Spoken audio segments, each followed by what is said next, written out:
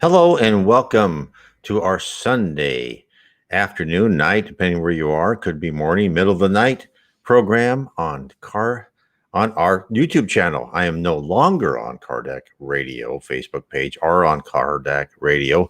I've decided to concentrate on our YouTube channel, which is growing greatly. And please subscribe, hit the like button and the bell. Tell your friends. We are live streaming every Sunday at 5 Eastern and every Tuesday also at 5 Eastern in all time zones around the world. Now, tonight will be very interesting. It doesn't sound probably very interesting to many people. The title is A Collection of Prayers, and this is the last chapter in the Gospel according to Spiritism. But what is interesting about this is I'm not going to go through all the collection of prayers. What we're going to do is we're going to dissect the Lord's Prayer as far as how Spirit says what does it mean, each line. Because, all of us have said that. Well, I don't know if all of us, but many of us have said that. And so what does it mean? So let me start off with what Allan Kardec, wrote in the preamble for a collection of Spiritist prayers. This is what he said. The spirits have always said the form means nothing, but the thought is everything. Say your prayers in accordance with your convictions and in the manner which is most agreeable to you, since a good thought is worth more than numerous words which do not touch the heart.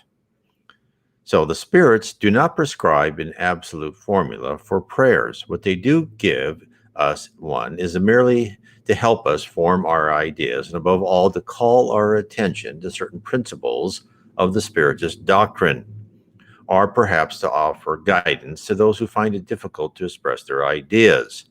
Because there are some who believe that they have not prayed properly if they've not been able to formulate their thoughts well. Which is, I'm going to stop there. I was just quoting him, but it's your thoughts are always scanned and collected and analyzed.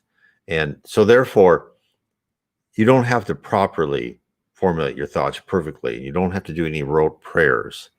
And they've said many times in other places, and I talk about this in my book, How We Are Guided by Spirits, is the best prayer is one where you look at things that you want that are of eternal nature, like grow your spirituality, learn, raise your, try to deprioritize materialism, get through your trials so you can learn. Those type of things are the ones where you ask for help within your trials. Let me carry on with what Allan Kardec said. So he said that the collection of prayers contained in this chapter, a selection of some that the spirits have dictated on different occasions. He goes, they could have, beyond a doubt, have dictated other prayers in different terms, appropriate to various ideas in special cases. But the style is of little importance if the thought is essentially the same. The object of prayer is to elevate our souls to God. The diversity of forms should not establish any difference between those who believe in Him, and even less between the adepts of Spiritism, because God accepts all of them when they are sincere. Therefore, you should not think of this collection of prayers as an absolute formula, but rather as a varied selection of those received from the spirits. It is a way of applying the moral principles as taught by Christ, which has been developed in this book, a complement to the writings based on our duties before God and our neighbor. So, and I'm not going to go through all the prayers. What I want to do is I want to go in depth of how he of what does the Lord prayers mean, right? But first, let me go through what Allan Kardec said according to St. Paul. One of the essential conditions of prayer is that it be understandable as to move our spirit. So nevertheless, for this is not enough that it be in ordinary language, since there are prayers which, although they are couched in modern terms, say nothing more to our intelligence than an unknown foreign language does, and for this reason do not touch our hearts. The few ideas which they contain are usually suffocated by the overabundance of words and the mysticism of the language. The principal quality of prayer is clarity. It should be simple, concise, without useless phraseology or an excess of adjectives, which are nothing more than decoration. Each word should be of value in expressing an idea and in touching a fiber of the soul. In short, it should cause you to reflect. This is the only way in which it can reach its objective, since in any other matter it is nothing but a noise.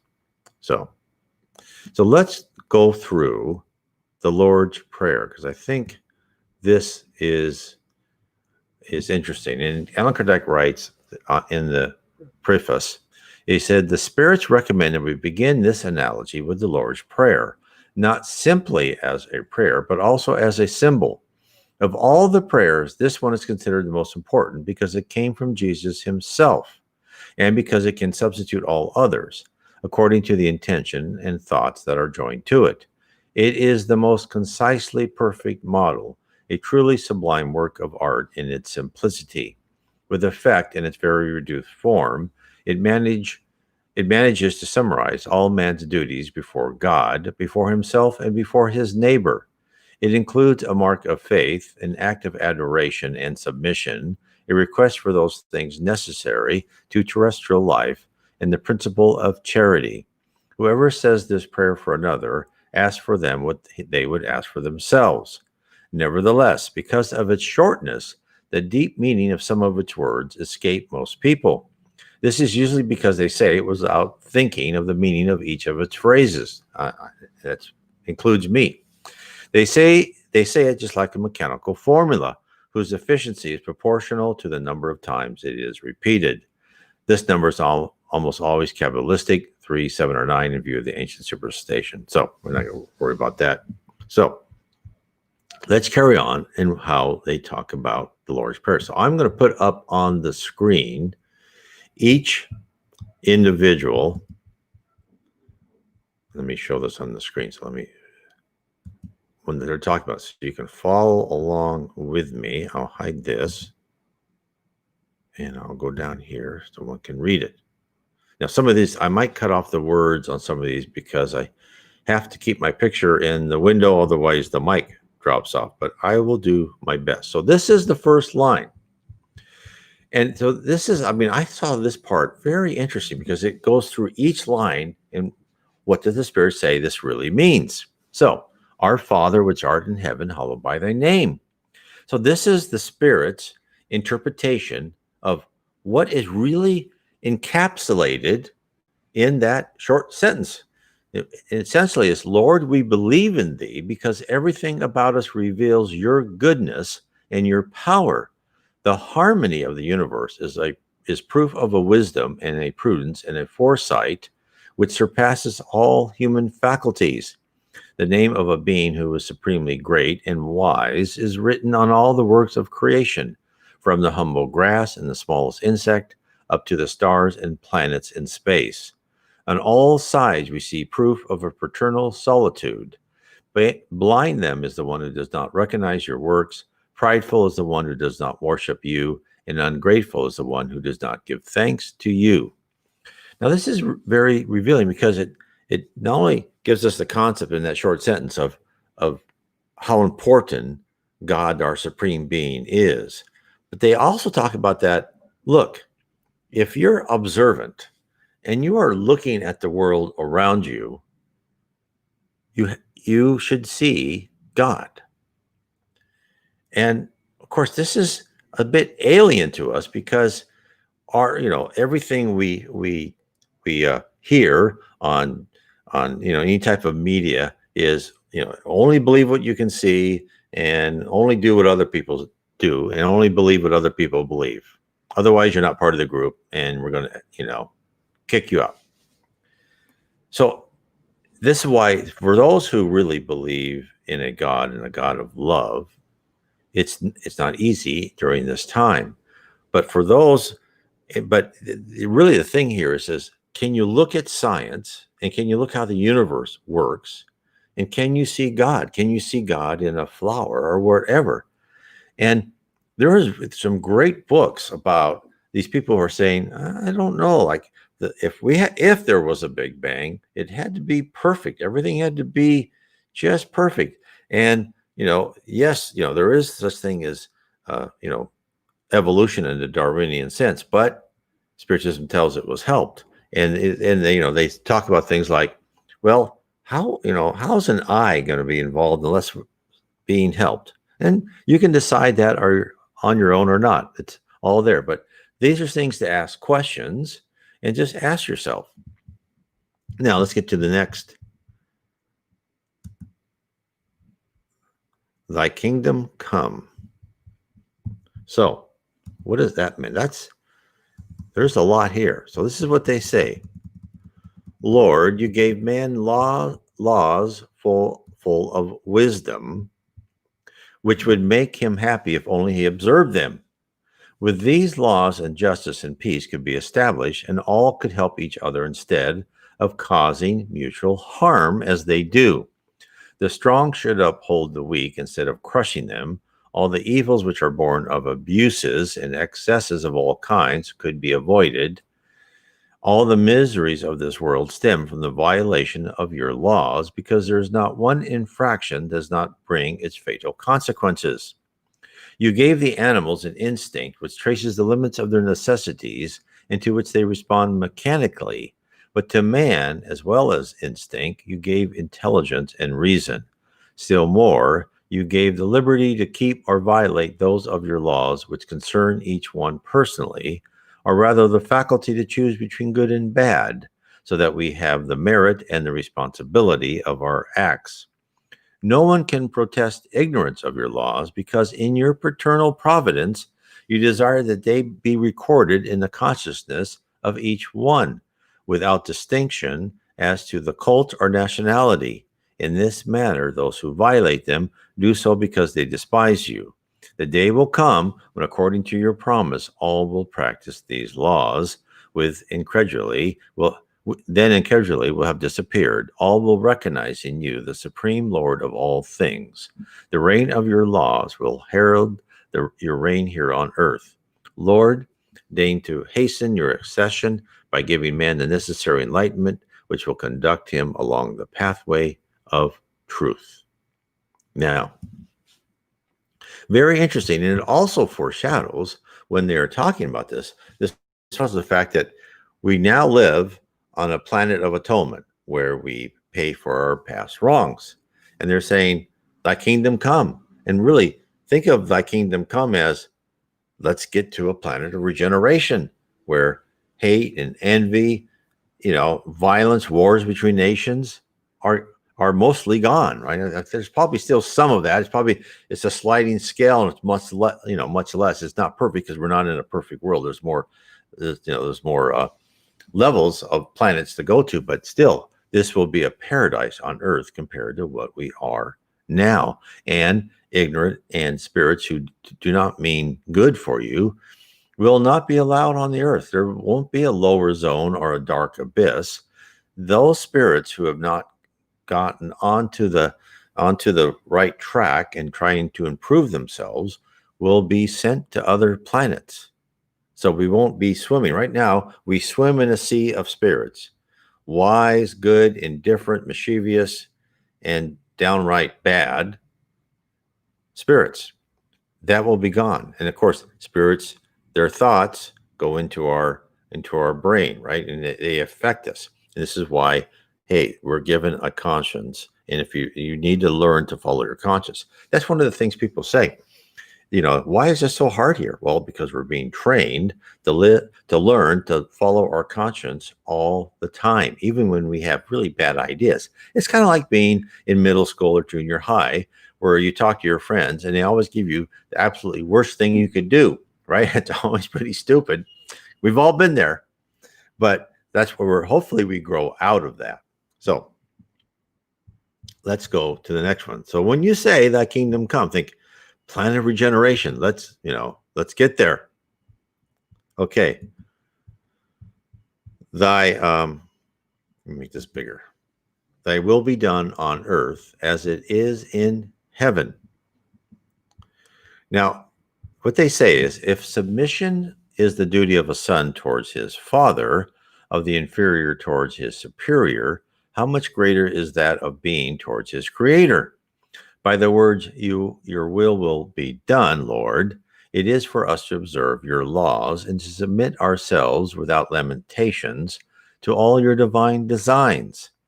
Man will become submissive when he understands you are the source of all wisdom, and that without you he can do nothing.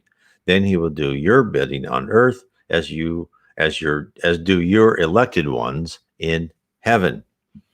And of course, that is what we're told all the time. Whether you are rich or you've got masses of wealth or whatever, everything you have really on earth in this physical plane is on loan from God.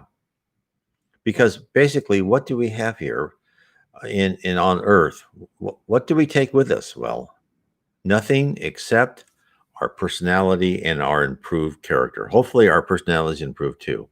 That is the only thing we take with us. Everything else is part of a trial and tribulation that was mostly planned, not everything 100%, but those are all, you have to look at that as they're all props in a play for your benefit. And you are in the middle of this play, and people come in and out of scenes, providing you stimuli for you to grow your character.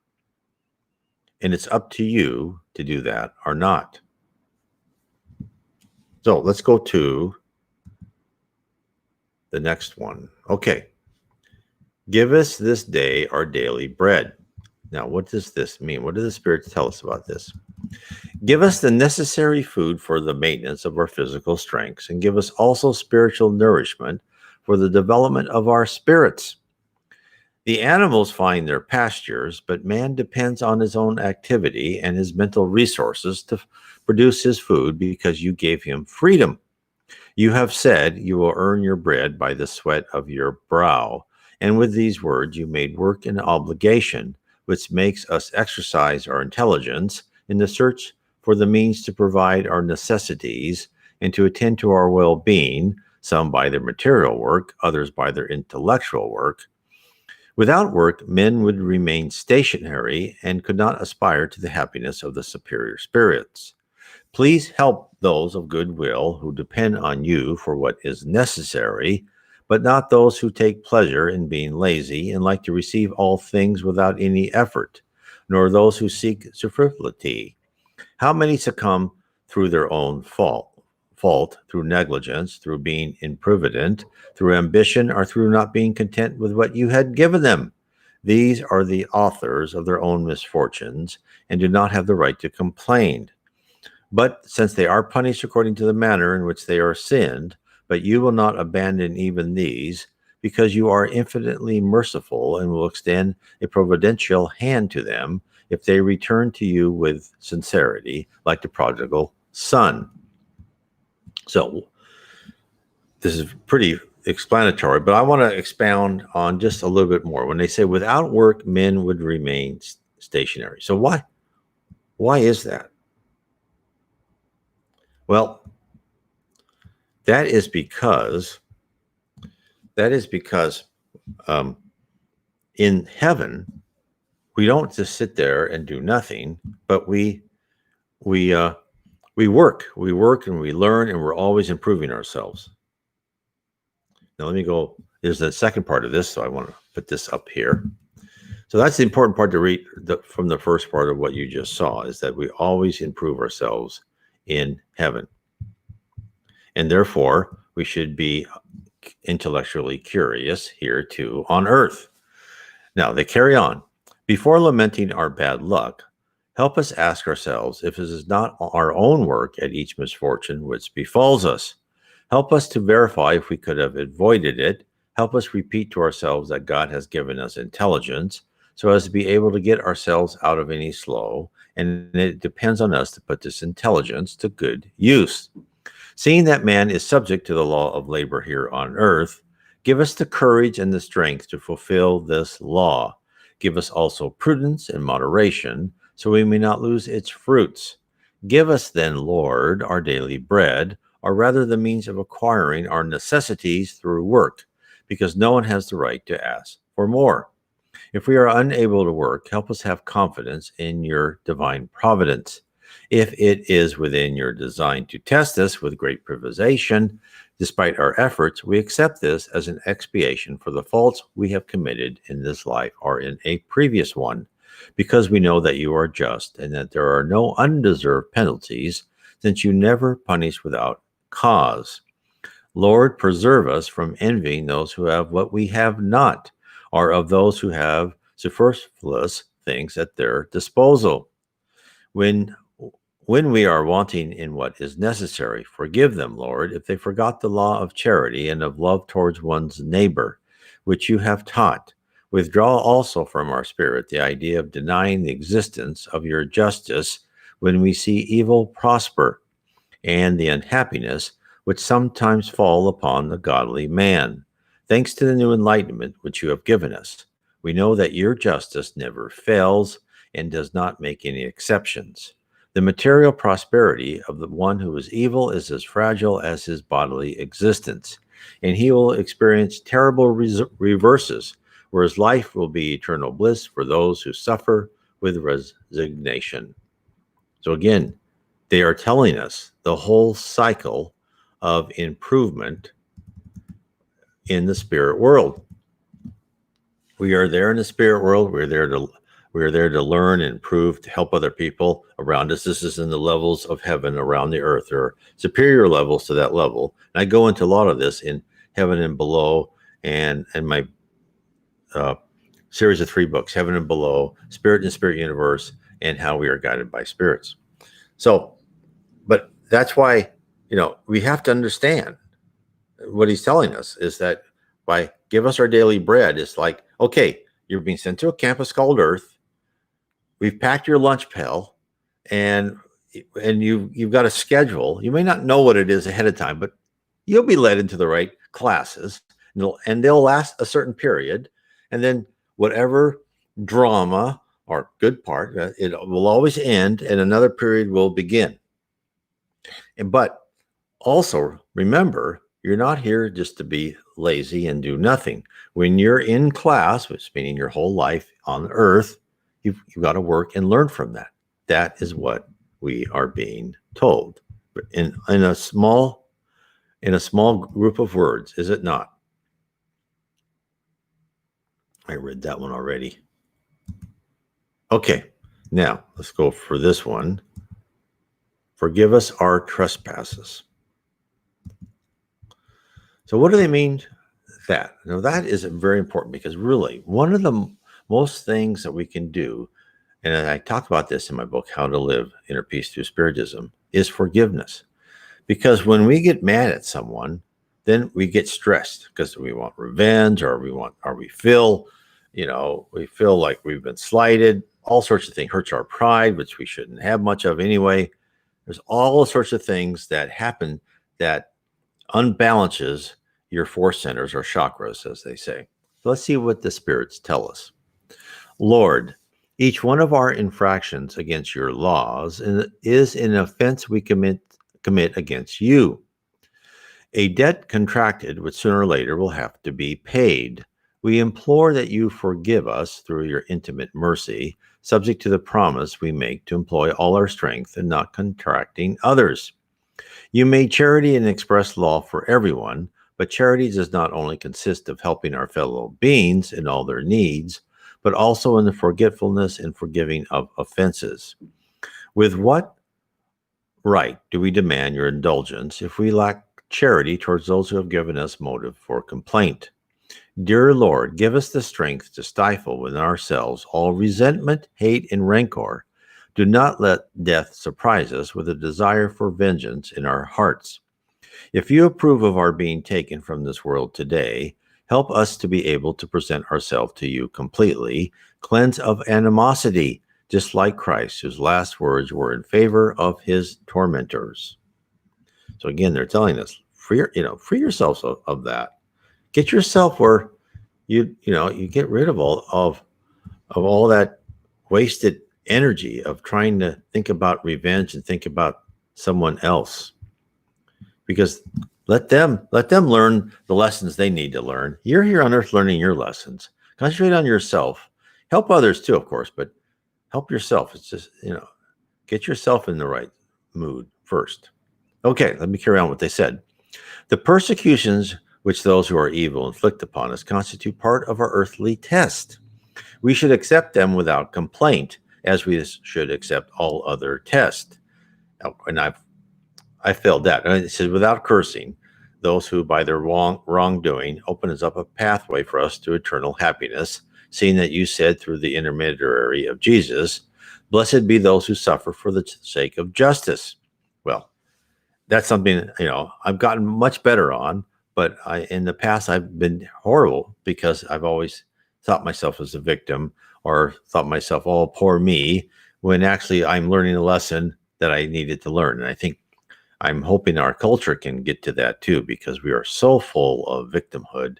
It's really delaying the improvement for a lot of people when they think that they're being unfairly put upon, when in actuality, what they're going through is exactly what they needed. And it's hard to say. And people don't want to hear that. But what most people are going through is exactly what they needed. And it's, once you understand Spiritism and you look at the world as thousands of lives over thousands of years and hundreds or whatever number of lives, and how you improve little by little, and how you need to go through these things in order to learn to correct what you've done wrong in the past, then you really see the wisdom of forgiving everybody and not thinking of yourself as a victim. So I'll carry on. Blessed be your name, Lord, because you have taught us that our destiny is not irrevocably fixed after death. We will find in yet other existences the means by which we make atonement and repay all our past debts, and be able to realize in a new life all those things to help our progress that we were unable to do in this one. In this manner, all the apparent irregularities of life are finally explained. The light is cast over our past and our future as a brilliant sign of your supreme justice and of your infinite goodness. So just what I was saying, and the spirits are giving us the same messages. This is part of our learning experience. So let's go to the next one. Lead us not into temptation, but deliver us from evil. So again, this is, to me, this is very interesting when they really are interpreting every single line. This is what Allan Kardec wrote of what the spirits told him. Lord, or told mediums. Allan Kardec codified Spiritism. He didn't directly talk to spirits. Lord, give us the necessary strength to resist all impulses toward evil, which will try to divert us from the path of goodness by inspiring us with bad thoughts. But nevertheless, we too are imperfect spirits, incarnated on earth so as to expiate our sins and to be able to better ourselves. The cause of evil lies deep within our souls, and the bad spirits only take advantage of these inferior tendencies so as to be able to tempt us. Each imperfection is an open door to their influences, just as they are powerless and give up any attempt against perfect beings. We are only unable to get rid of them as long as we do not put up a decided and unshakable desire for goodness, together with the total renunciation of all evil. And this, what he just said, is so important. We are easily tempted by spirits when spirits who don't wish us good, when we open ourselves to bad ideas and we do not follow and learn to filter everything through our conscience. If we make a decision and we feel stressed about it, it's the wrong thing. Don't do it. It's only if you feel good and you don't feel stressed about doing something, then you should go ahead and do that. But that's, again, why we're on this campus and this exercise and this obstacle course called Earth. So we learn not to listen to those things. Okay, let me go into. So, dear Lord, uphold us in our weakness, inspire us through the voices of our guardian angels and the good spirits with the desire to correct our imperfections so that we may prevent access to our soul by the evil spirits. Evil is not your work, Lord, because the source of all goodness cannot engender any badness. It is ourselves who create it when we infringe your laws, and through the bad use we make of the liberty you concede to us. When man has learned to keep your laws, then evil will disappear from earth, just as it already has disappeared from more advanced worlds. Evil does not constitute a fatal necessity for anybody, and only appears to be irresistible to those who take pleasure in it. So if we have a desire to practice evil, we can also have a desire to practice good. For this reason, dear God, we beg your assistance and that of the good spirits, so we may resist temptation. And of course, this is where prayers and meditation becomes so important, right? It's so important where this is to talk to spirits and let them know that you're trying to improve, and they will help you. There's no doubt about it. Spirits will help you. Now, the last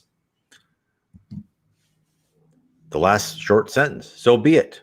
So what does Allan Kardec say that the spirits told him through interpretations from different mediums, sending him this information?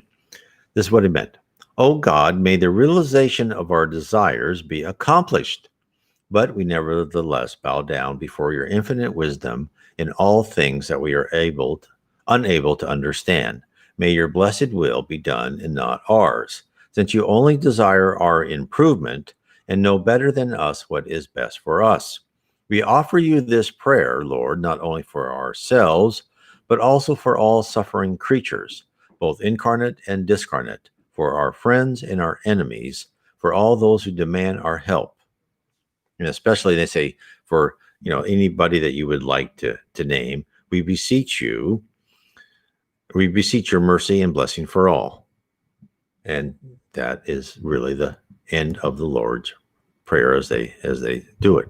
So I thought this would be extremely interesting, because it really in that short Lord's Prayer, it kind of it sets the stage. If when you really interpret that correctly, as they just told us to interpret it, it's we're here, right? We should search for God here. We should put the fact that the spirit world and God is on this planet for us to discover, each one of us.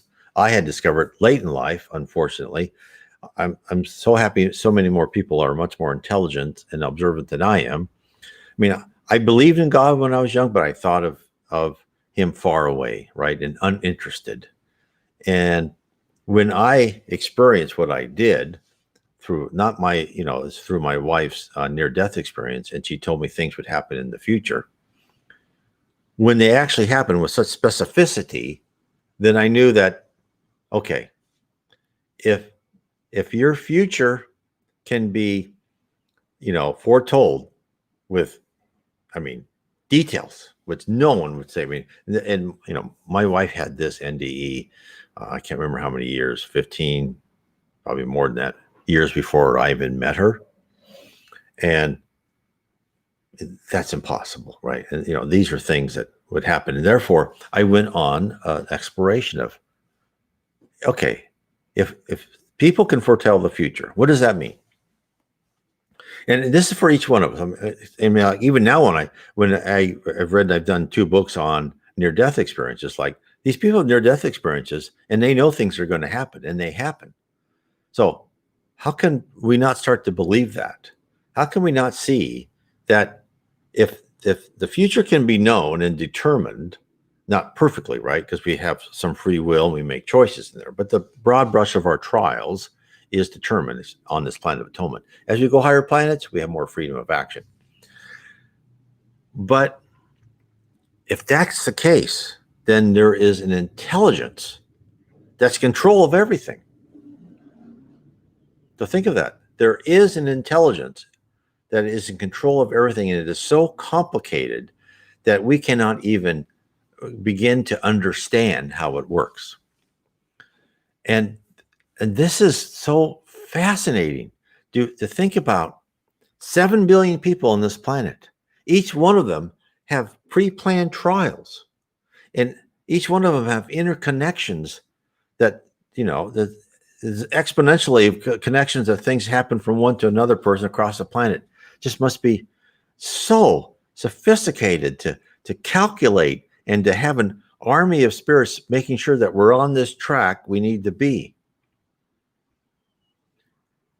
And therefore, I just got so interested in this because, okay, it never occurred to me that there's just God and he pulls all the strings, right? And so this is what Spiritism, when I started reading it, it made so much sense because it works just like one of our large corporations or our large government.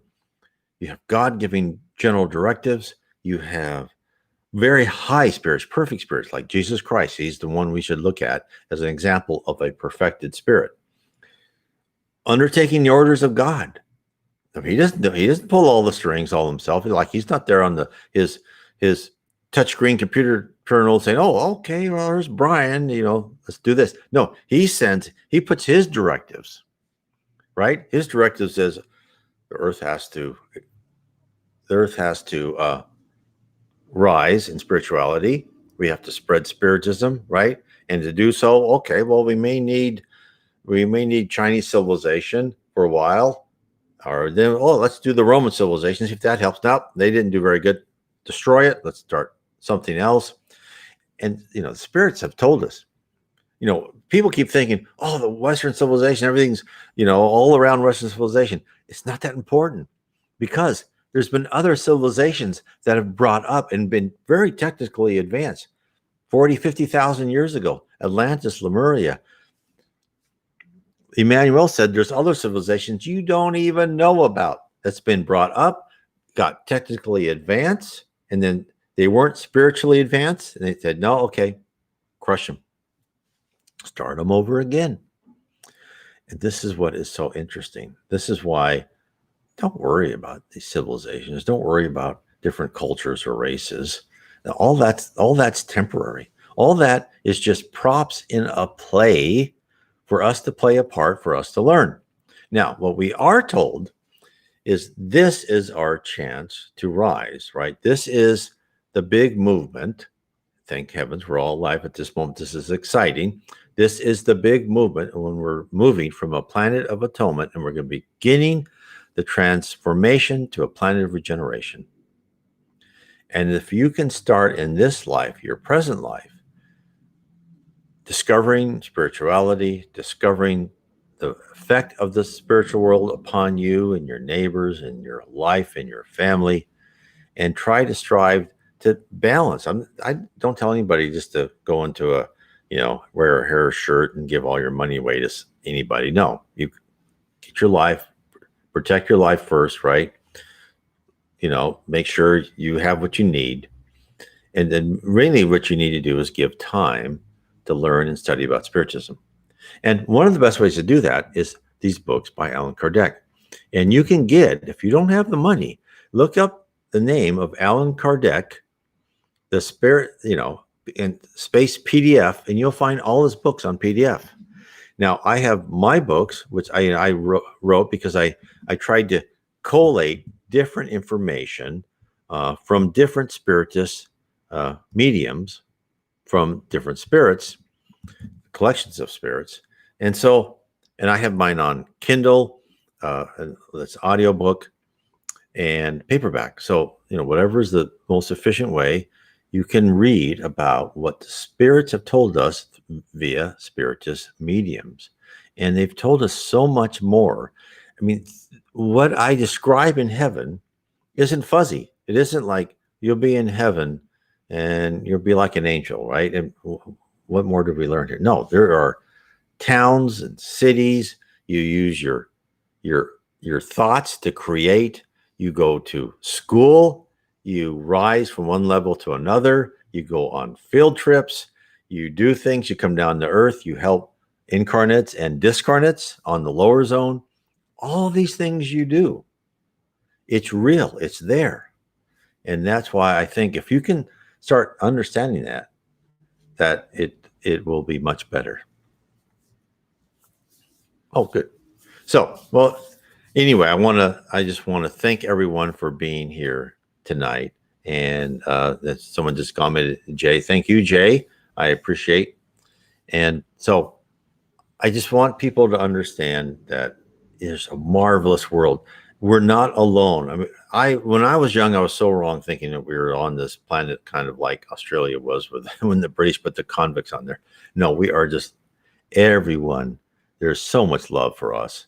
And that I think the more that you can do to spread that love and help spread spiritism, if you can, I would appreciate that.